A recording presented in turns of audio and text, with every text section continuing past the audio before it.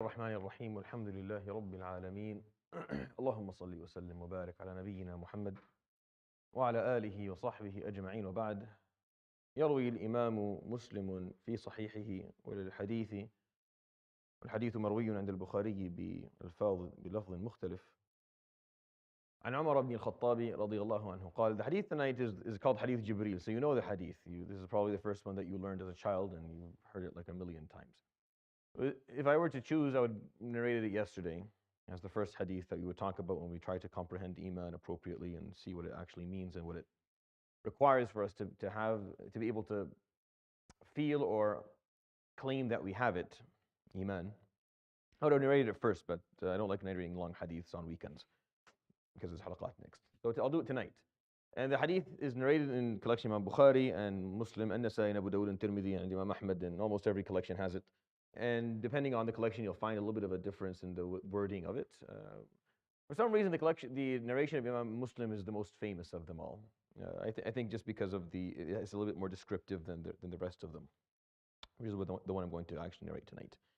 And it's narrated to us by Amir al-Mu'mineen Umar ibn al-Khattab radiyallahu anhu, where he said, جَلَسَ رَسُولُ اللَّهِ صَلَى اللَّهُ عَلَيْهِ وَآلِهِ وَسَلَّمَ ذَاتَ يَوْمٍ. The Prophet ﷺ was sitting one day.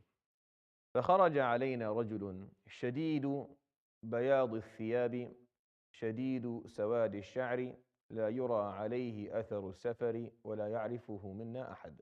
So he described someone that entered the masjid, and he described him in four things. He said his hair or his clothing was extremely white. It was very clean. It was shiny white, and his hair was very black, very dark black. And there's no evidence of this person traveling, and none of us know him.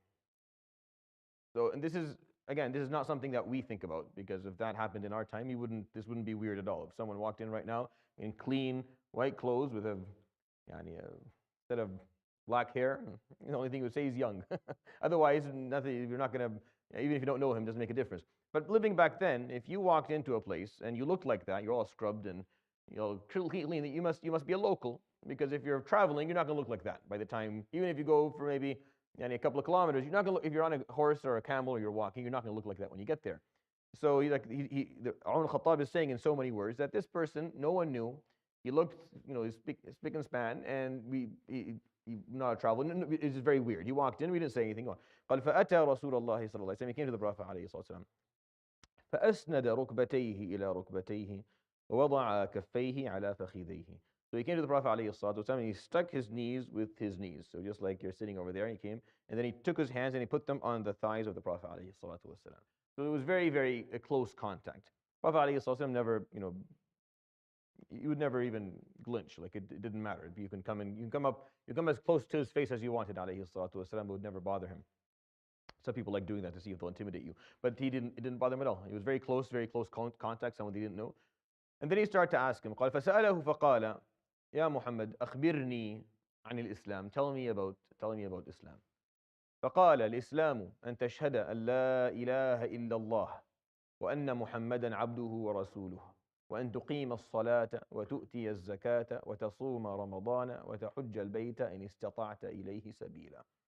So he told him Islam is for you to bear witness or give testimony of the oneness of Allah subhanahu wa ta'ala and the prophecy of Muhammad sallallahu alaihi wasallam, and for you to establish your prayer and to give your zakah and to fast the month of Ramadan and to perform hajj once in a lifetime if you're capable of doing so. فقال له صدقت. So he told him that is correct. قال فتعجبنا يسأله ثم يصدقه. So we were all looking at each other. You ask and then you confirm. That's very weird. Like if I ask you a question and then you say the answer and say yes, you're correct. What are you doing? Like, are you quizzing me? A consultant will do that to a resident. A professor will do it to an intern. You ask a question to see if they know. So it seemed like that, but this person was not known and he was not of any status. So they were a little bit, all right, fine. ثم قال يا محمد أخبرني عن الإيمان. Explain to me faith. And we all know that there are differences. It's not always a hierarchy. So just so it's clear, when we talk about Islam and Iman, it's not always a hierarchy where Iman is higher than Islam. Sometimes it is. So there's different. So Islam and Iman can exist horizontally, and they can exist vertically, and they can even exist in a third dimension. There are three ways of looking at them. I'll talk about them as we go along. but it's not always an issue of one better than the other. And this hadith is a good example. This hadith is not talking about 3 levels. It's talking about 3 categories. There's 3 things that you need to be able to do. You need to do in order for Islam to be, for you to fulfill the concept of your deen, of the religion. So Islam being one category, in this case, Islam is looked at as the practices, meaning the law, the commands, the rules. And Eman, when he was asked, "Mal Iman?" قال أن تؤمن بالله وملائكته وكتبه ورسله واليوم الآخر والقدر خيره وشره. In another narration, خيره وشره من الله. He said, Iman is for you to believe in the oneness of Allah, or in Allah subhanahu wa ta'ala, and His angels, and in the books that He sent, and the messengers that He sent and revealed to, and the fact that there's going to be a day of judgment, and in destiny, and everything, the good and the bad, the predestined aspects of your life, the good and the bad, the stuff that you like and the stuff that you don't. فقال له صدقت. Yes, that is correct. ثم قال يا محمد أخبرني عن الإحسان. Tell me about ihsan, please. فقال أن تعبد الله كأنك تراه فإن لم تكن تراه فإنه يراك. It's for you to worship Allah subhanahu wa ta'ala, or serve Allah as if you can see Him, and even though you cannot see Him, you know and you take comfort in the fact that He sees you. And ihsan is, if it were to be translated word for word, it would translate it into excellence. So if you're going to translate these words literally, not understanding exactly what they're symbolizing in this line of questioning, then you have submission, belief, and excellence, and they really don't jam that well. Like they don't really fit, because but that's not what he's asking about. The question was about the 3 aspects of deen. The first one, which is the rules, the law, the practice. The second one is the ideology. What is it rooted in? What do you believe? What is your perspective? Like believing in Allah subhanahu wa ta'ala and His each one of them actually means something. Like Iman billah wa malaikatihi wa kutubi wa rusuli. Each one of those things means something. It's a perspective, actually, if you take a moment and look at it. That's why Hadith Jibreel is actually a hadith that requires a lot of unpacking. And it requires a full series of just breaking it down word by word, because it actually does matter. Meaning, it's not just it's not just a shovel. All right, here's Iman billahi wa malaikatihi wa kutubi. No, each one of them means something. Believing in the books of Allah subhanahu wa ta'ala is believing in the evolution of law, and believing in the prophets, meaning believes in the communication that Allah subhanahu wa ta'ala has done, and the different cultures coming from that background, and believing in destiny. Qadr is a whole other aspect of belief. So these are very important, and malaika is the same thing, and they represent the ghaib, that which exists in the world that we don't have access to, that we can't measure, that is not tangible. So each of these things actually are very important in terms of what it means for us to believe. But it's your ideology, it's what you base everything on, because it's different. What you believe something, and then your practices, they're actually a little bit separated. They shouldn't, but they are, because what I believe and what I do, sometimes there's going to be a gap there. What is the gap? It's the third question. So the third question is the gap, because technically speaking, if you believe in something, then unless there's an external force that's going to stop you from practicing your belief, it doesn't make any sense if you're in control. Like it doesn't really make sense. If you believe this is the right thing, then why aren't you doing it? Unless there's an external force holding you back and you're being, basically chained down, then why is there a gap between what we believe and what we do? Isn't it very weird? There's a gap between what we believe and what we do. If I asked you, what is paint for me the picture of the ideal Muslim, you can do it. Wallah, you don't need to study a master's in Islamic studies, and you don't need to go to 25 years of Islamic knowledge but seeking. You don't need any of that. You can just sit here, you can explain. Then I ask you, do you do that? You'll say no. Then I ask you why. And then you'll basically start squirming in your spot. And there's really no answer. Like you don't really offer me an answer that is meaningful. You'll give me words that we just made up. You'll say, well, I'm lazy. What does that even mean? What is that word? Explain that word to me. If I were an alien, if I just dropped down from a different planet, and I asked you, you told me the word I'm lazy, you have to explain. What do you mean? What does laziness mean? I don't feel like doing. What do you mean you don't feel? Explain. Isn't this the thing you should do? Yes. You know that, right? Are you capable of doing it? Yes. So why aren't you doing it? It's very hard for them to comprehend. Like it doesn't make any sense. Unless they have the same problem that we have, they don't. So ihsan is that third piece, and it talks about the connection, the spiritual connection you have with Allah subhanahu wa ta'ala. So there's the law, there's the belief system, and then that spirituality that allows you to take the belief system and turn it into law, turn it into practice, turn it into something that's tangible and actually has an impact on yourself and others. And the way that the Prophet ﷺ beautifully explained it, he said, "تعبد الله كأنك تراه." It's when there's nothing left between you and Allah subhanahu wa ta'ala in terms of closeness except that you haven't seen him yet. That's it. Meaning your senses just have not reached him. That's all. But everything else is there. All that's left is that you'll see him soon. But everything else has been completed. Everything else in terms of the relationship has been taken care of. And that means you have conquered the part of you on the inside that doesn't care for this. And there's a part of you on the inside that doesn't want any of this. Doesn't matter to the nafs. It doesn't care for it. It's extremely driven based on its instincts and its survival, primitive basic needs, that it doesn't care for any of the things it does. Spirituality is a joke to the nafs. It thinks it's funny. It doesn't understand what it actually means. It takes a long time for it to understand. You have to actually show it. It has to feel. It has to sense it. It has to actually enjoy it for a long time for it to see, okay, this is actually something I want, or else it doesn't care. So the man would continue. I'm sorry, in particular.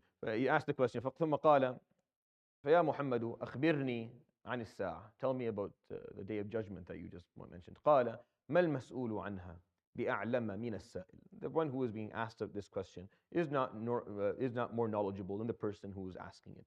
Meaning, I don't know more than you when it comes to when. I don't know. فقال أخبرني عن أماراتها. Tell me certain things that will happen before it, signs that is coming near. فقال صلى الله عليه وسلم أن تلد الأمة ربتها وأن ترى الحفاة العراة رعاء الشاء يتطاولون في البنيان. So he pointed out, عليه الصلاة والسلام, two things. When a person will give birth to the one who will later on be their master. Meaning, and this is symbolizing uquq, meaning you give birth to someone who is supposed to help you and you become enslaved by them, or they basically run your life or ruin your life. They take away what you have. And so it's talking about uquq. And the other one is pointing out a specific action where الحفاة العراة رعاء الشاء. And this is referring to the Arabs, the Arab, all of us. الحفاة الحفاة, the ones who are shoeless, and عراة, those who are clothless. رعاء الشاء, the people who take care of shepherds of sheep and animals. They will become rich to the point where their buildings will become very high. And they'll start competing in how high their buildings are going to look. يتطاولون في البنيان. There's other narrations, but I like the one that فانطلق الرجل. So the man, after this question, he left. قال فلبثت مليا. Umar al-Khattab says, I sat there for a while. قال ثم التفت إلي رسول الله. The Prophet looked to me. قال يا عمر أتدري من السائل? Do you know who the person who came and asked? فقال لا والله يا رسول الله أو الله ورسوله أعلم. No, I don't know يا رسول الله. قال ذاك جبريل أتاكم يعلمكم دينكم. That is Jibreel. He came to teach you your deen, so you understand your religion. He asked you the question that you need to know. So what do you need to know? You need to know the practice piece so that you can practice properly. You need to know what you actually believe in so that you can build your ideology and you can build your value system. You need to know what is going to be required for this to work. You're going to need that little piece that's going to allow this to become fruitful and meaningful, because without it, it's all going to be just mechanical and it will fall to pieces and it'll be essenceless and it won't mean anything eventually. And you need to understand what it is, the piece of the equation, the part of the equation that is undispensable. You can never ever survive without this piece of the equation. You can never forget the fact that the reason that all of this is actually that has any meaning at all is that there's Yawm al-Qiyamah. Without Yawm al-Qiyamah, nothing we're doing makes any sense at all. Remove Yawm al-Qiyamah and we are insane. We are crazy people doing things that make no sense at all. But because there's Yawm al-Qiyamah, because justice is coming, because we're going to be held accountable for our actions in detail, we have to behave the way we behave because there's accountability coming. So that piece you should never forget. And you should also be very interested in all of the actions that can lead to it so that you continue to prevent them, so that you work hard to prevent them. It's not so that you saying, there's one, and you're filling out your diary with the number of alamat as-sa'a so you can post them on Facebook so you can take everyone telling them no. It's so that you prevent them from occurring. So if uquq is one of them, you prevent that. And if israf, which is the symbolism of the second one, those who could live on very little decide that little is no longer even remotely enough, so they're going to do israf. They're going to, overuse or overconsume what they do not need. So these things, you stop these things so that you keep Yawm al-Qiyamah far away and you keep people safe from a time where they're going to be held accountable and they don't have the ability to repent anymore. So this is what the Prophet ﷺ meant by teaching that. This is like a horrible over-summary of a very deep hadith. But I think it leaves us with something to kind of reflect upon and contemplate. I'm sorry for taking longer than I should have. يروي الإمام مسلم في صحيحه عن عمر بن الخطاب رضي الله عنه قال جلس رسول الله صلى الله عليه وآله وسلم ذات يوم فخرج علينا رجل شديد بياض الثياب شديد سواد الشعر لا يرى عليه أثر السفر ولا يعرفه منا أحد، فجلس إلى رسول الله صلى الله عليه وآله وسلم فأسند ركبتيه إلى ركبتيه ووضع كفيه على فخذيه ثم قال يا محمد أخبرني عن الإسلام. فقال الإسلام أن تشهد أن لا إله إلا الله وأن محمدا عبده ورسوله وأن تقيم الصلاة وتؤتي الزكاة وتصوم رمضان وتحج البيت إن استطعت إليه سبيلا. فقال له صدقت، فتعجبنا يسأله ثم يصدقه. ثم قال يا محمد أخبرني عن الإيمان. فقال الإيمان أن تؤمن بالله وملائكته وكتبه ورسله واليوم الآخر والقدر خيره وشره. فقال له صدقت. ثم قال يا محمد أخبرني عن الإحسان. فقال الإحسان أن تعبد الله كأنك تراه فإن لم تكن تراه فإنه يراك. فقال له صدقت. ثم قال يا محمد أخبرني عن الساعة. قال ما المسؤول عنها بأعلم من السائل. فقال أخبرني إذن عن أماراتها. فقال أن تلد الأمة ربتها وأن ترى الحفاة العراة رعاء الشاء يتطاولون في البنيان. فخرج الرجل وانطلق فلبثت مليا فالتفت إلي رسول الله صلى الله عليه وآله وسلم فقال يا عمر أتدري من السائل؟ فقلت لا يا رسول الله. فقال ذاك جبريل أتاكم يعلمكم دينكم. صدق رسول الله صلى الله عليه وسلم. سبحانك وبحمدك أشهد أن لا إله إلا أنت استغفرك وأتوب إليك. وصلى الله وسلم وبارك على نبينا محمد وعلى آله وصحبه أجمعين. جزاكم الله خيرا. بارك الله فيكم.